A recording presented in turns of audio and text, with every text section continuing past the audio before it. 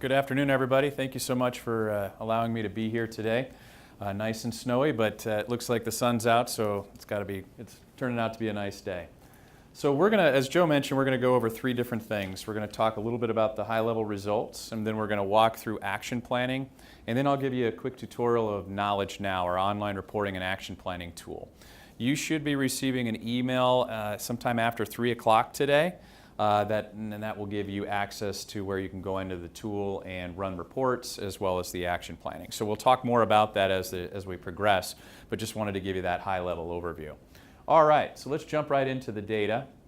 First part we want to talk about is just a little bit about the survey results and the structure. So there are 39 closed-ended items. We use a 6-point scale. So the closer you are to 6, the more favorable the results are going to be. We also had 2 open-ended comments, which I'll share with you some of the highlights, just a little bit of the summary of those comments. As a reminder for you as managers, you won't gain access to the comments, and we do that to protect confidentiality because it's not easy. It's not hard to. It's difficult for people to recognize, or it's easy for people to recognize writing styles and maybe situations. So we do protect it that way. And then also demographics. I'll highlight a few of the demographics in regards to the engagement scores, but you also won't gain access to that in the tool, all right? So we'll be focusing in on the data and the overview of Holy Redeemer as a whole. All right, participation, you're at 61%, so you had over 2,400 people participate, which isn't a bad number. Looking to hopefully gain some more traction on that, increase your participation, getting a little bit closer to the norm of 78%. So you can see the breakdown by the facilities of the overall participation. As a reminder, it was self-select, so some groups may have a little bit more than others, but you can see that there were 5 that were actually at 100%, so which is always good to see we get that participation. Now, what we do going forward does have a very big impact to participation. So ensuring that you create action plans that are meaningful, that create positive change, are absolutely instrumental as to how that influences and impacts participation. Okay? Your overall score. This is simply the grand mean, for instance. All 39 items combined to give you an overall score. You'll see that you're at a 4.84 versus the norm of a 5.02, and you were in the 35th percentile. Just a couple of things to highlight here. In our norm, we have over 500,000 participants and over 430 organizations that comprise the healthcare norm, all right? One of the things that we do that's a little bit more unique is we build your norm based upon the structure of the organization. So it's much more specific to Holy Redeemer. We also, when you're looking at your results, depending upon your department, you'll gain access or you'll be able to see comparisons to other like groups. For instance, nursing will be compared to other nurses, radiology compared to other radiology, ER to other ER, and so forth. So it's a much more precise way to look at the data and to get a better comparison versus just a general overall norm. All right, here's the breakdown of the overall score by facility. As you can see, it's broken out. We usually like to look at a number about 5 and above, so you get to see a little bit of the groups that we saw a little bit lower of a score. Overall scores are helpful to give you a perspective of how you're doing, but truly the key measurement is about engagement, and that's what we're jumping into now. So our definition of engagement really is about a few words here. It's about enthusiasm, effort, pride, passion, really trying to create an emotional connection to the organization and being committed to both the employee as well as the organization as a whole. Now, when we measure engagement, we do that through an index. Our first score is going to be the overall index score at a 4.89 versus a 5.07. So you're in the 33rd percentile, and as I've mentioned before, this particular score, we typically will see first-time surveyors out in that lower third of the database, and that's okay. So now we get to see how you progress and improve going forward. Now, one of the things that we looked at was an evaluation of 2016 to 2018. We did that specifically on the engagement index to see if there was an improvement on engagement or if it was stayed steady or was there a decline. So we did some mathematics around it to kind of convert that 5-point Likert scale over to a 6-point scale. So there is a little bit of a, I lost my train of thought there. A little bit of a margin of error, there we go. So a little bit of margin of error into that, but we can actually get to see some perspective in regards to did we see improvement or did we not? So we had some connections on all 7 of those items. So let's talk about the engagement index. here's the structure of it right here. You'll see statistical significance up at the top at a 0.03. That's pretty important because when we look at the norm differential, we're going to take a look at if we see it in red, that means it's statistically significant below. If we see it in green, that means it's statistically significant above. Okay? So that basically means the score did not occur by chance. Okay? So you see the survey items to the left, the overall score on the 6-point scale, the normative differential, and the difference from 2016. So the positive thing here is that we did see some positive improvement here. We did see an increase. All right?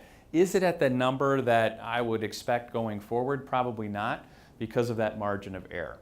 But it does tell me that there was improvement from where you were to where you're at today. Still some opportunities for improvement, and this is also where we want to establish a goal. 4.89 is typically what we want to establish a goal with against the organization. So we talked about this with the senior leaders. They'll be establishing a goal, communicating that information out, but we normally recommend about a statistical significance of a 0.03, so we want to see that movement with a potential stretch goal of 0.06, so you basically double that statistically significant improvement. So with that being said, it'd be at a 4.92, which you may not think is a lot of movement, but believe it or not, it's progressing and it's moving in the right direction. Ultimately, that's our goal. We want to see you continually move forward and improve over time. All right, now we take a look at engagement by facility. You can see the breakouts by the overall groups. Now, if you'll notice some of the groups that are scoring in the lower tier of engagement, there's some of your larger facilities, larger areas, because that will create an influence on your overall score. So getting those lifted, getting those at a higher level will only create better outcomes for you and the organization, okay? So just kind of keep that in mind when you're evaluating and looking at the overall data. All right, then we looked at it by division. This gives you another perspective of slicing the data just to get a different look at it based upon these larger divisional breakouts and groups. Again, you can kind of see how the scores are aligning with one another. It's not surprising we see executive at the top. That's pretty typical. We usually will see them scoring up there. Now we look at it by tenure. So tenure is pretty important because when we look at this overall, less than 1 year, look at that overall engagement score. So that's pretty strong. We typically see that. And then we start to see kind of a curve like this. Okay, that's typically what we see. So we do see a little bit of a drop from 1 to 2 years. That 3 to 5 years and 6 to 10 years, though, is where we're seeing the biggest risk of some of your groups, okay? Because in that time frame is really, are they going to stay with you, or are they potentially looking to stay with you long term, or are they potentially looking to leave? And we started to look at that, being connected to the organization, having positive interactions with team members, having a good relationship with their supervisor, and seeing potential growth and development opportunities were weighed heavy on that particular group and within that area. Why is all of this important? When we look at that, less than 1 year average turnover is 24%. Okay, that's pretty amazing. Okay, a lot of people are looking to move much quicker than they were in the past. Has anybody ever had anybody leave you on the very first day of employment? Anyone? We had one on the last one, same with me, and I even took the person to lunch, but what can I say? I guess lunch with me wasn't that great. So when we look at this, though, it's very important that we want to keep this in mind because our workforce is much more fluid than it once was, especially when we start looking at the age range or the generations, okay? Think about this, the Generation Y or millennials, their average tenure, anybody know? 2 years. So it's a much more fluid workforce than it once was. Average tenure for Gen Xers are 5, baby boomers are 7. So we're actually seeing some differences here. But I'll tell you, when we started to look at under 40, what were some of the connect points that we saw? It was really about, does the supervisor recognize my accomplishments? Is there open dialogue within communication? Am I connected with senior leadership? And is there an opportunity for growth? Those were elements that we were seeing within that younger generation that's really connecting. Okay? So keep that in mind, and especially if they're looking to leave within 2 years, we really need to connect and engage them at a much more rapid pace than we once were in the past. Now let's take a look at it by work status and race. I really like the race part of this. If you look at this, some of the groups such as Asians, Hispanic or Latino, African American, you'll actually see them score above or just slightly below where the Caucasians are. So that does give some indication in regards to diversity and inclusion around here that it's actually pretty strong. and we'll actually see a survey item that's connected to the supervisor as well as diversity. And that's really a great sign. So we want to see that type of connection here at our organizations that we're working with. Some of them that I work with are not that way. So this is great to see that and viewed as a strength. Okay. Now this one we look at is span of control. Really important. To break this down, less than 15 employees, 235 groups fell within that. Okay? 35 groups had 15 or more employees. If you look at the engagement score, 4.92 versus a 4.82, what is that essentially meaning? The more you have in regards to your span of control, the lesser engaged the groups are going to be. Doesn't happen exactly all the ways, but when we averaged it all out, that was the breakout. When we looked at less than 15 employees, the average was 6 employees. And then when we looked at the groups with less than 15 employees, the average was 22.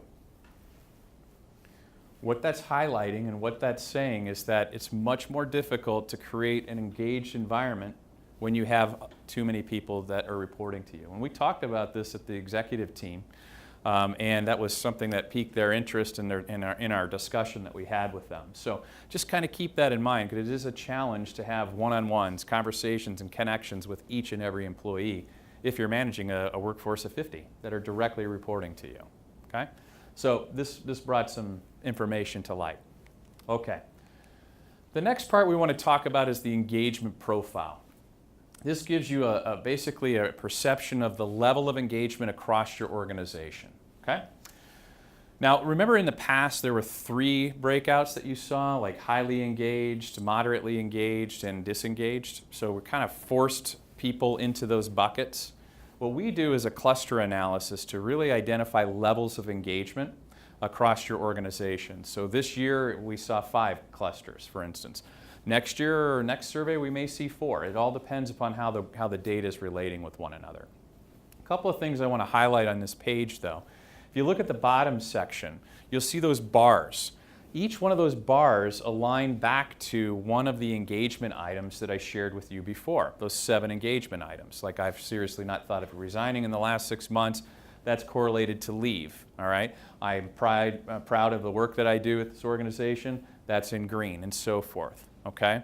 Now when we look at that, if you look at your highly engaged component, they're actually 41% of your workforce is highly engaged, and if you look at that score of 5.73, that's a very strong level of engagement. So 41% really have a strong connection to the organization and are highly engaged.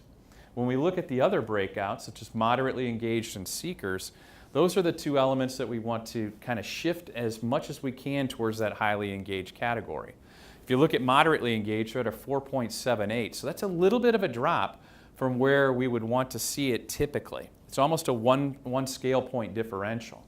We usually don't like to see that big of a gap, so what that is highlighting to me is that that is a little bit more fluid in that particular group to where they might move into more of a disconnecting or potentially seeker category versus an engaged category.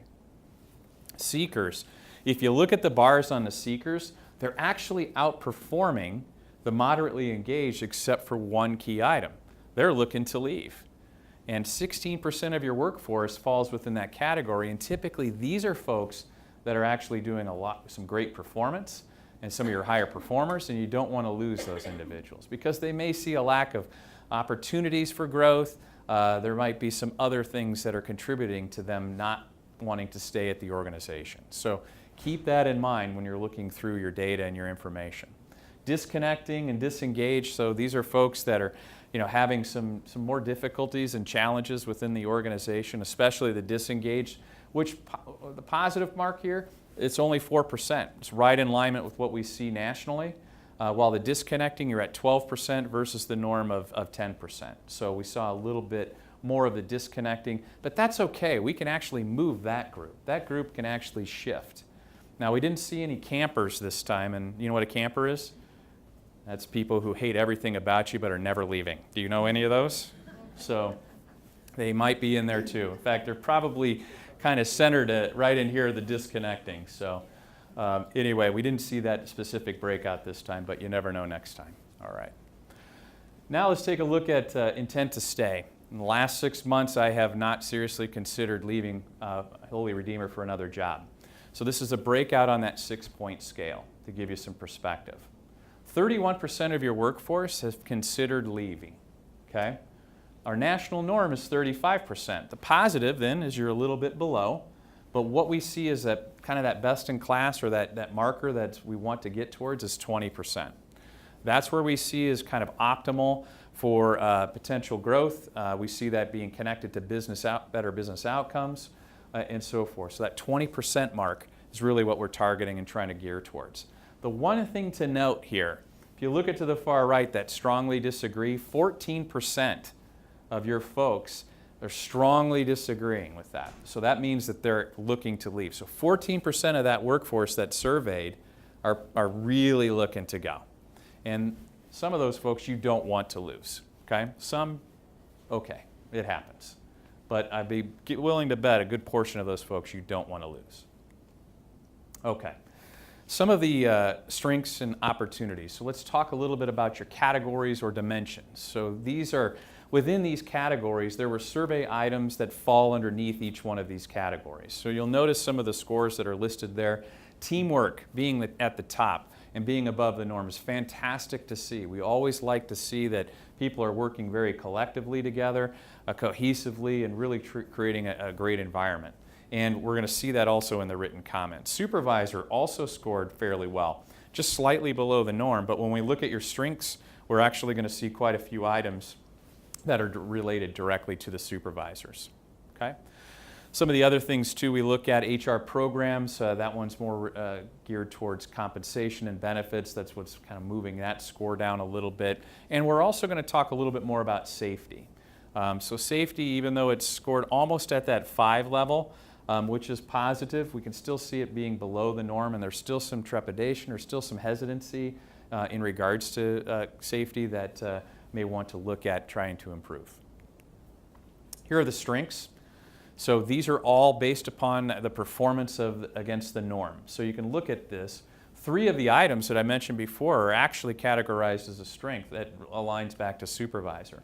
My supervisor communicates well. My supervisor is committed to diversity, which I thought was fantastic. And I can tell my supervisor what I think. Keep this momentum going. All right, there are opportunities for improvement within supervision across the organization. We all in this room have opportunities for improvement. We all know that, and that's okay. But I was really happy to see that these were some pretty strong scores. I was also happy to see that teamwork item that was listed at the top there, where our department works well with other departments, was above the norm.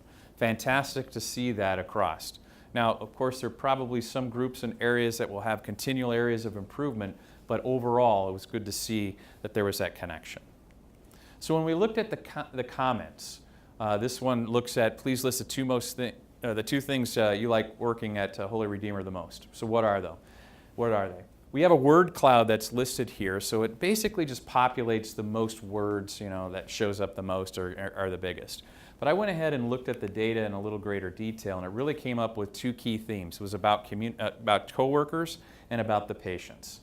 That's what we heard time and time again. People really like working with their team members, and of course they like caring for the patients. Those were the 2 elements that we saw. Opportunity-wise, here are your opportunities. So the first one kind of bubbles up pretty quick. I feel my total compensation is competitive. So 3.43 is quite a bit below the norm. So there might be some opportunities there to look at. How do we communicate this? What are some of the things to evaluate in regards to compensation? Because I will tell you that organizations that have some challenges in regards to compensation or the perception that's out there, it is more difficult to lift engagement than it is to organizations who have a pretty sound foundation in regards to compensation. It's never going to be one of your key drivers, but it is something that has a direct influence to it. A couple other things that we look at there. Everyone demonstrates behavior that supports our mission and values. Now remember, you have a pretty strong connection to the mission and values here, but is everyone demonstrating that behavior? So we're seeing that people may not be viewing that their team is providing it as much as possible. And that's where we want to try to create that personal connection of how do I personally influence and impact the mission of the organization? What is my job? What does my role do? And how does it influence others? Safety bubbled up in 2 different items you can see there. Being able to voice your suggestions or concerns, and as Holy Redeemer, truly committed to the health and safety of employees. So you can see that they're below the norm. I'm not saying that there are issues in regards to safety here, but there could be some areas of continual improvement in regards to communication and education. And it was in the senior leadership meeting, that definitely piqued their interest because of the importance of safety at Holy Redeemer. Okay? All right. So what we also looked at, the 2 most important things that would improve employee, patient, resident, and client experience at Holy Redeemer. So you can see the word cloud that's listed there, but really it bubbled down into 4 distinct things. It was about communication, it was about leadership, about staffing, and about compensation. So those were the things that we saw. Now remember, this is more of a qualitative way to kind of capture that information, but it's absolutely going to be essential when you're talking to your team, you're going through your action planning process, that you start to extrapolate some of that content, some of that information, because that's going to be helpful for you when you're putting together action plans with the team. Drivers of engagement. So all of that data was pretty helpful and important because it's being compared to the norm. But in the end, we look at what's going to drive engagement. We want you to focus in on areas that are going to have an influence, so you're working on the right things. So we go through a multiple regression model to identify which survey items have the greatest impact to engagement, and here's your list. So we look at that. Now, it was your key survey item from 2016, still shows up at the top in regards to a key driver, which is really important. The mission and values of Holy Redeemer give meaning and importance to the job I do. This does not mean that you're doing it poorly, okay? What this is meaning is that it has a distinct impact and influence to engagement. So we want to continually reinforce the importance of it. How do we make it different? How do we connect it to the employees so they recognize and realize what's going on? The next 2 items relate back to career growth. And as we've talked about before, remember the younger workforce and some of the other areas, that career development is absolutely essential, that we have it in play. You as managers play a very big role in ensuring that you're teaching, you're guiding, you're coaching your employees, and they're doing that back to you, sharing their information, doing short-term, long-term goals. What are they trying to accomplish, and how can we create that and create a roadmap together in that area? That's very important because they need to be challenged and they need to ensure that there is growth and development opportunities. That will also help and connect with I value the relationship I have with my supervisor.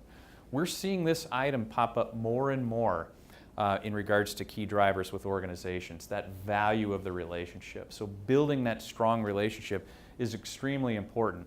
And it's also very important, especially when you have the span of control issues. Okay? If you've got too much, it's very hard to do that. So where you have opportunities to create some different changes on that, I would absolutely recommend you do that. And then, of course, that patient safety bubbles up again. So these are what we looked at in regards to key drivers. Now, this is not where we end either. We take even a deeper look at this. So we're going to prioritize your actions through a couple of ways. We look at the overall results, we look at items that are underperforming, and we look at your key drivers. And here's this list. Pretty big list when you look at it. Now, we don't want you to work on everything here because it would be too much. So we want to synthesize this down. So we went through and analyzed the data in a little greater detail, and it really came up with 3 key buckets or 3 key opportunities for improvement, and here they are. Mission, career growth, and safety. You'll see the item that is highlighted in gray. That is essentially the key items within each one of those categories. Okay? We're looking for you to take 2 of those 3 and to create an action plan against it. So these are the 3 key systemic opportunities for improvement that are focused on mission, career development, and safety. We want you and your team to select 2 of those 3 as part of your systemic opportunity for improvement. I'll talk more about this in a minute, but that's where we're going to be focusing your time and your effort. So when we look at the overall scores, they're actually not that bad when you think about this, okay? The mission, vision, and values, you're at 94% favorable. Pretty strong. You may say, well, why do we need to worry about that? Well, 41% at top box, which is pretty good, but we want to move the rest of those folks that are not in this top box, how do we move them forward on this? Okay? Very, very important. Same thing with the career development as well as the patient safety. So again, we want to select 2 of these 3. You want to select that with your team. You and your team are going to determine and identify which 2 of these 3 you're going to create and work on for your systemic opportunities for improvement. All right, so let's move into action planning. How many of you in the room have created action plans based upon an engagement survey? Just raise your hand. So we have a few. Okay, so we have some new people too that haven't done it before. So here's kind of the stages that we're at. The first stage is that we met with the executive team a couple of weeks ago, shared the overall results, and here we are today sharing with the managers the overall results and kind of the next steps. There is also a Knowledge Now webinar. I'll share with you Knowledge Now. I'll show you how to run it and to use it today. But there's also a more detailed training link that will also be sent out. Christina will send that out to you and the team. So we have quite a few resources and tools that you'll be able to utilize when you're going through your action planning process so you don't feel alone. This deck will also be shared with you so you have a copy of it so you don't have to feverishly write down any notes unless something is important to you. But I did read a statistic once that if you don't take any notes, you're going to remember about 10% of what I said today. 10%. Versus if you take notes, it moves up to about 30%. Still, not great, but so hopefully the 10% that you're listening to is really connected, all right? Okay, so why is action planning important? As Joe mentioned at the beginning, this is really where the rubber hits the road. This is where it's very important. We find through our research is that if employees are recognizing seeing change based upon the results of the survey, those folks who recognize and see change, their engagement levels are actually 2 times greater than those who do not. So it has a profound influence and impact to the way people perceive and how they're connected to the level of engagement. Another thing to think about, this is a year-round effort, folks. This is not something that you do every 2 years. You do your action plans and then you forget about engagement for the rest until you do the survey again. This is an everyday event. Connecting with your employees, really getting them to engage with the workplace, making sure that they're doing everything they can, helping them along the way. This is also not an HR initiative. Don't forget that. Everybody's involved in this process. The senior leaders, the managers, the employees, the staff. Everybody's involved to put together action plans that are meaningful to create and to implement positive change. Absolutely essential in this process.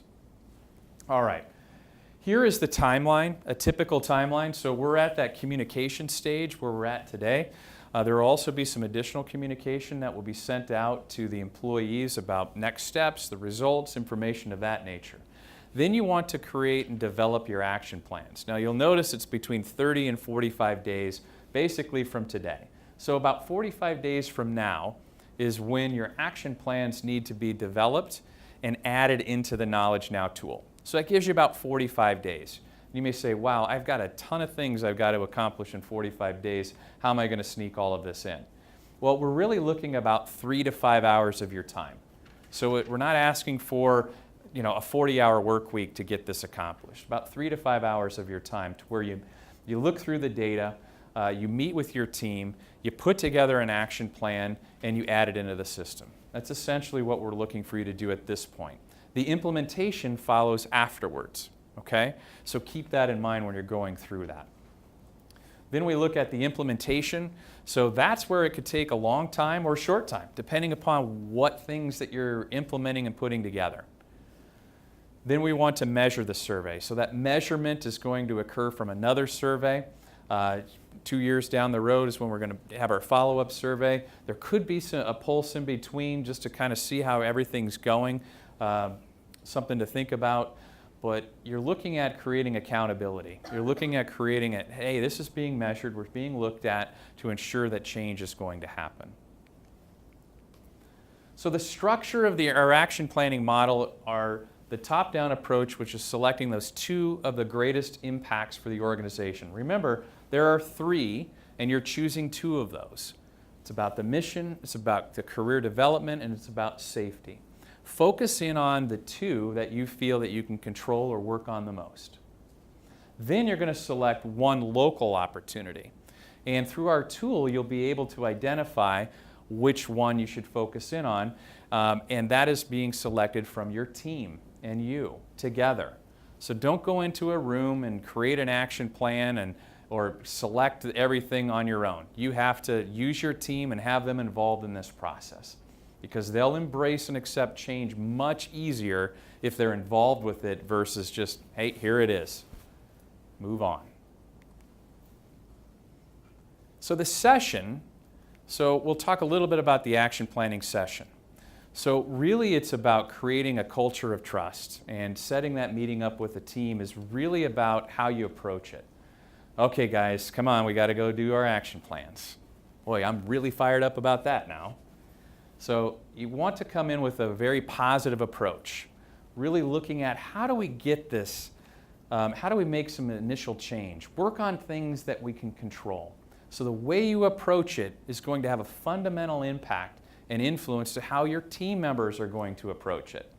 If you look at it as just one more thing we have to do, your outcomes are going to be less versus, hey, this is something that we can do to create change, to create a better environment, to create better working habits for everyone, whatever. Use that mindset. Keep your team involved in that process. I highly recommend you don't select the 2 out of the 3. Have your team select that. I also recommend you don't select the one opportunity. Have your team select that. You can help guide them, give them some thoughts around it, perfectly fine. But let your team be the ones that are selecting it. So what are survey results? Their feelings. This is how I felt about this certain category, this certain area, whatever, this topic. Action plans are all about behaviors. So what do we need to do to create a different outcome? We have to modify behaviors. We have to change the way people are being perceived. We've got to change things to create a different feeling. So use your team in this process to create and to gather solutions. Have them being involved in the change process so they're wanting and looking forward to the change versus just having to accept and embrace it. So many times where change has occurred and they have had no feedback on it. So this is their opportunity to be involved in that feedback process, being able to share with it, work and create solutions that absolutely will impact that particular group. And that's the thing we want to talk about too, is you have to look at things that you can control versus things you can't control. Sure, we'd all love to have raises. Sure, we all love to work maybe 4 hours a week and have the rest of the time off. It'd be awesome. You can't control that. What we can control are certain areas. Let's work on those. And that's what makes a difference. Action planning can be difficult if you make it difficult. What I'm trying to tell you is that it's pretty simple. Don't make it difficult. Make it fairly easy. Work with your team, have them involved in the process to where it's not a tremendous amount of work. Try not to be defensive either. That defensiveness is easier said than done. I get it. You look at data, how can you not take it personally? It's your group, it's your team. Say, oh, well, they don't like me. Well, that maybe not be the case. There might be some areas to improve, and they're providing feedback on that. So use that, embrace it, and keep an open mind. Really, really try to do that, because if you don't, what's going to happen in the future? Participation may drop. They may not be willing to share and provide you with open and honest feedback. Ultimately, that's our goal. Capturing good feedback, good information, and turning that into positive solutions. Some of the data and some of the results may be directly related to you as a manager. It happens, and that's okay. If it is happening that way, you have resources at your discretion, at your fingertips to use. Put your employees into an environment where they feel safe and comfortable to share feedback. The HR business partners are a great resource that you could bring in and have them help facilitate that part. You may excuse yourself from the room for that part, that's okay. Or have your supervisor be a part of that discussion. Ultimately, you want to give them the opportunity to share feedback, create solutions, and give them an environment where they feel safe and comfortable.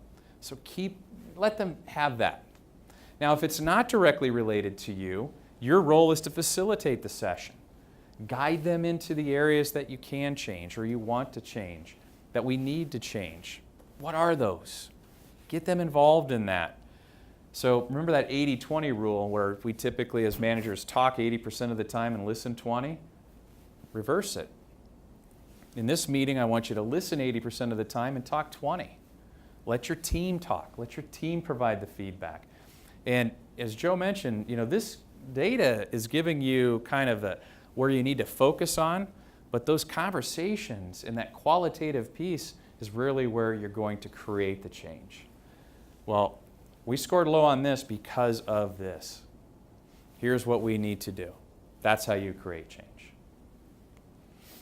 So here's a sample of a meeting agenda that you can use. It's about an hour long, typically what we have here. So you're going to share out the overall results. We do have some templates that we've sent to Christina that she'll also send you as well, where you can scripts where you can share and talk about the data.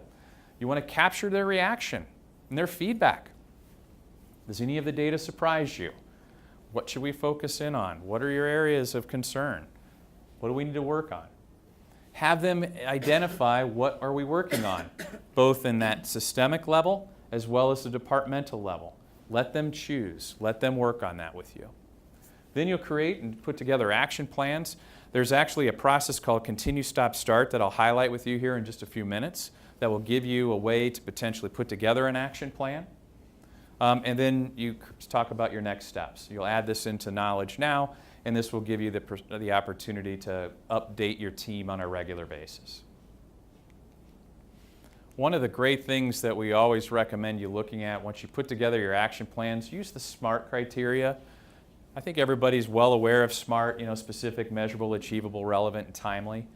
So when you put together your information, is it hitting these marks? Is it specific? Is it relevant to our team? Can we measure this? How are we going to measure this? Is it relevant to what we're focusing on our team, and is it timely? What do we need to establish in regards to our due date? Does it make sense? Establish a date that's not too far out, but yet not too tight that you can't achieve it. Make it something that's attainable, but yet measurable. So if you use this, it's very, very helpful. Now, when you're creating your action plans, there's so many different ways to go through and to do an action planning process. You can do whatever you want. It's totally up to you. If you found another technique that works exceptionally well, great. But if you're looking for one, if you've never facilitated an action planning session, which I saw about half the hands not be raised, try this. Try the Continue, Stop, Start technique. What it basically is, it works for any size, where you have basically on a whiteboard or basically that piece of paper, you could write down Continue, Stop, and Start.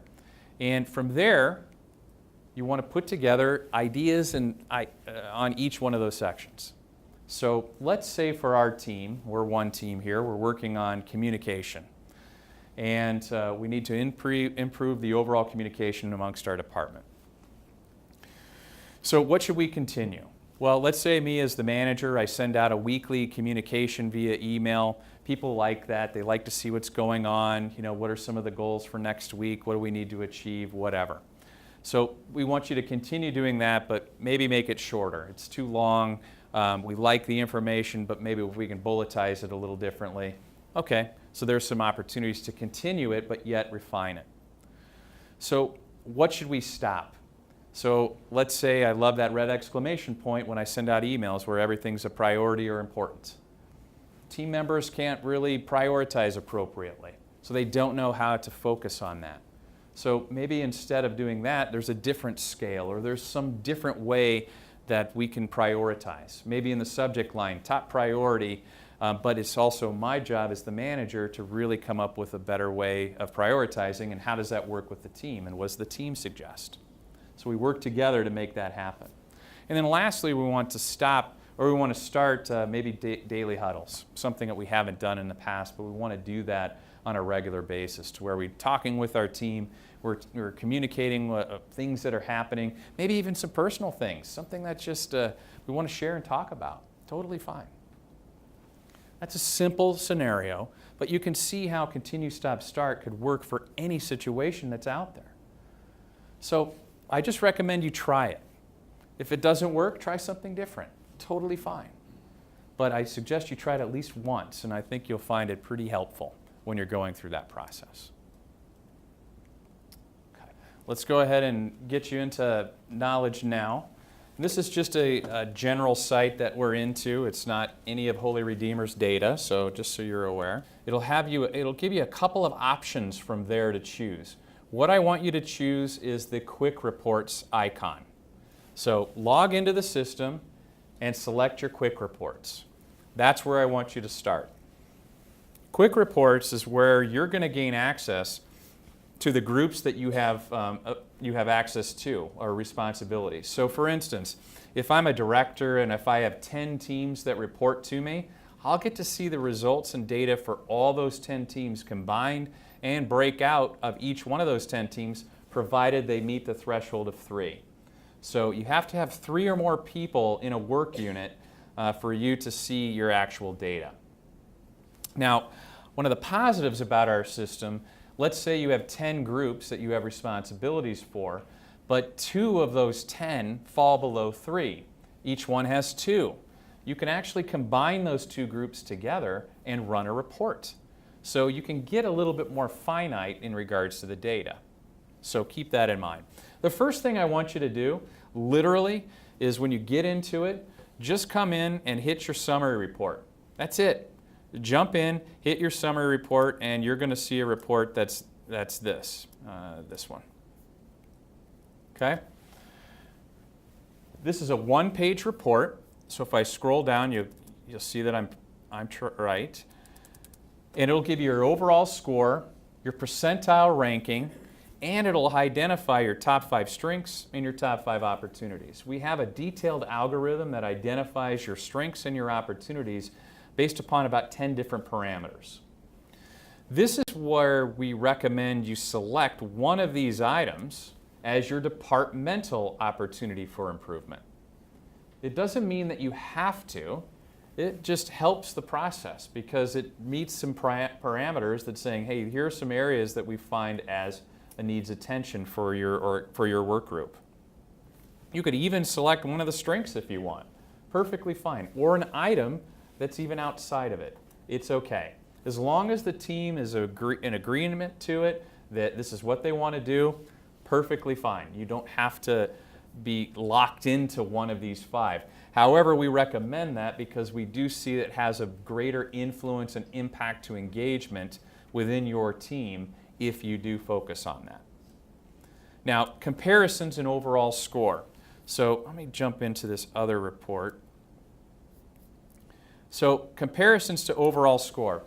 The comment, or compared to last survey, that will be blank. But the next time we survey, you'll actually see how you compared. Did you see improvement, or did we see a drop, or did we see scoring at the same? The national norm is next, compared to the facility average. So whatever facility you're working for, that is who you're being compared to. And then the system average is essentially Holy Redeemer as a whole, everything combined. So the results that I was sharing with you today were Holy Redeemer overall, and that's what you'll be compared to. Your score is the line. The comparison scores are the bar, and you'll get to see your comparison numbers at the top. We also show you that by overall category. So if you see a green arrow, that means that you're actually scoring above either the national average, facility average, or system average, and the previous survey will be blank. So this one-page summary report really gives you a lot of information for you to kind of move forward in the next data points. The next item, or the next report I would suggest you run, is the detailed report. Let me just close it out for a second. You just simply click on the detail report icon, and you'll get to see the detail report, which is listed here. The difference between this report and the summary report is a little more in depth. It'll show you each category score. It'll show you the response scale, the percentile ranking, and the comparisons to each one of those areas for both the category as well as the survey items that fall within those categories. Now, remember that your percentile rank could be different from one of your colleagues because you'd be looking at different data, different comparisons. So don't, just because you scored the same and you could be higher in your percentile ranking, it's because you're being compared to a different database. A couple of things to note here. You'll see strengths, needs attention, key driver. Strengths and needs attention are from that list that we saw earlier on the summary report. So if you see that, this is indicating that this item is one of the opportunities for improvement specific to that work unit. If you keep scrolling, you may even see one that could be an opportunity as well as a key driver. That is essentially saying that this is an opportunity within our work unit, but it's also one of the key systemic key drivers for Holy Redeemer as a whole. So that may give it a little bit more weight to focus in on if we're looking at it that way. Those are the two reports that I would recommend that you should start with and not really worry about the rest, because number one, you won't see the icon of demographics report nor the comments report. You will have the key driver report, and that is basically how you're performing against the key drivers. So you get to see how that's running, which is listed here. So you get to see on the 5 key drivers that were for Holy Redeemer, you can actually run a report and see how your group is performing on each one of those items. Now, you can still see that in the detailed report. This is just creating it a little quicker if you want to see only the key drivers. That's where you want to spend your time mostly, is in the quick reports reports. There's another reporting component called interactive data.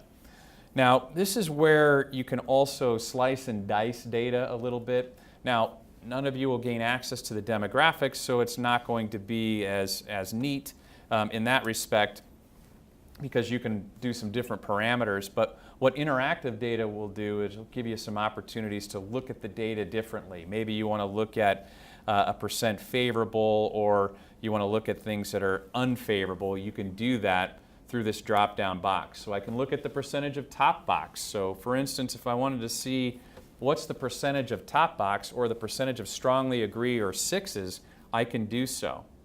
So I'd see the facility that I work under, the work units that I have responsibilities for. And again, if I want to look at separate work units, I can.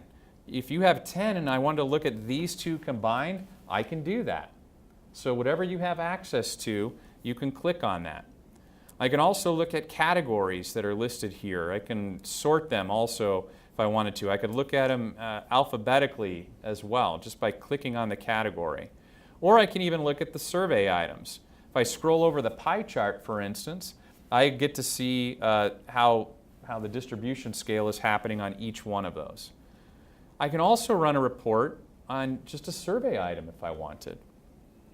So let's look at engagement. I've not seriously considered leaving this organization for another job. I'll select that. Now I can hit refresh by moving over here, which is the refresh or reset, which you go up to the top. So I hit refresh, and what's happening now is that I'm going to look at the scores, percentage of top box for those two groups. These are percentage of top box for just the item I have thought of resigning.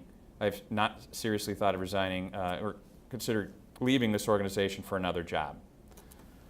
So you can look at all of that data if you want, and you can export this report or export any of these into Excel if you want. And here is just a sample of what that is, just a sample of Excel that you can look at, sortable, and you can work through it if you want. But the nice part about the interactive data is it gives you some perspective to look at data a little differently, and you can export it into Excel. If I hit reset, it basically brings it back to the areas that I have responsibility for at the beginning, which is going to show the mean score and all the groups that I have responsibilities for. So if you ever get lost, just hit reset and you can restart again. The vault is what I was talking about before. So if you as a manager have less than 3 people in your work unit, and that's why participation is so important. So if you have 6 people in that work unit but only 2 took the survey, you don't get to see their data. That's why you want to encourage participation. But you're not all's lost. You can go into the vault and you can see the overall organizational summary report and detail report. So there's data there that you can work off of and look at and talk to the team about. Then we have our action planning. Ooh. All right. Is your heart pumping now? That's what happens when it melts so fast, right? Okay. So the next part we're going to look at is action planning. So action planning is where you're going to house the data, house the action plans that you're going to be working on as a team. So there's 2 components of the action planning that we're going to talk about. And the first one is really going to be setting it all up. Now, just so you're aware, again, if I'm a director, and if I have 4 groups reporting to me, I get to see the action plans for each one of those work units. So I get to see them. If I'm a manager and I only have 1 group that's just my group, that's all I'll get to see. But it's really powerful if you have multiple teams that are reporting to you and looking at it. I can also, see it by status if I want to, category, or even just work unit. So when I want to create an action plan, I just simply hit New Plan, and this box shows up. I'll select the unit, select the category that I'm working on, and what item it is. And you're going to find all of that through your summary report and your detail report. What happens now is I'll hit Save. It's going to populate down at the bottom here. This will allow you then to create action steps in the process. Because right now it's just setting it up, and then it's going to move into an action step. So you can create and add as many steps as you want or as little as you want. All I simply need to do is click on the box, and you'll see the next step tab show up. I simply hit New Step. I'll put in the status. Let's say we haven't started it. I can put in my step, the continue, stop, start, whatever. I also have access to our online action planning guide, which, as Joe mentioned, it's long. It's about 70 pages, but we did send some shorter versions to you, so you'll have those to review and to look at. But there's also some scripts. Everything that we talked about today is listed in here. Gives you some other ideas, just some top-down foundational approaches we talked about, initiatives versus enrichment. There's some nice tips and tricks in here, as well as some scripts. And we also shared the scripts with Christina that she'll share out with you, so you don't have to go hunt for it. It's actually in a document that we've sent you. So there's some scripts that you have. We also have best practices and ideas that are in the back that you can go ahead and look at and implement or add in there if you want. They're completely customizable. You can do whatever you want in that respect. We are probably by mid this year, we're going to be adding this as an online feature, so you'll be able to click in. It won't be ready by the time you're creating your action plans, but it will be happening soon. But this just gives you another resource to look at and potentially find some best practices that are associated with an action item that you're working on. So from here, you can type in any notes that you want. For instance, meeting on the 5th. Who's the person responsible? And then you want to set a date as to when you want the action plan to be implemented by. And you hit Save.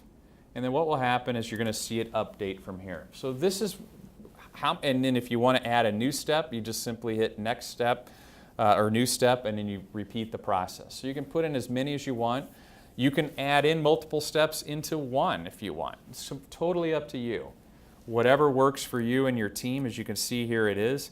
If I wanted to go into this step and edit it, for instance, I can say it's now in progress because our meeting was finished. I'll hit Save, and now your status is going to change from not started to in progress. And then once you're completed, excuse me, you just go ahead and select complete, and you're good to go. So this is where you'll go in, you'll add in your steps, you'll add in your information, whatever you wish to do. But going back to your question about how do we share information and so forth, we have this export feature where you can export your action plans, and here they are. So here's the action plans that you're working on, the steps in that process, so you can provide this to your team. This is one of the things that you can share with them. It gives you additional information. We can update that on a regular basis, whatever, and you can share that with your team. So all you do is you just export it, and it will pop right into a PDF that you can provide to your team via email, hard copy, whatever is your preference.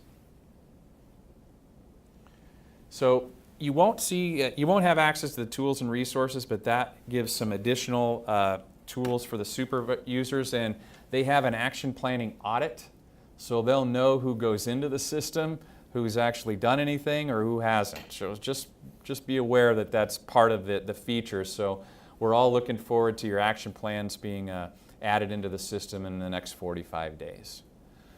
Thank you very much, everyone. Have a great rest of the day. Take care.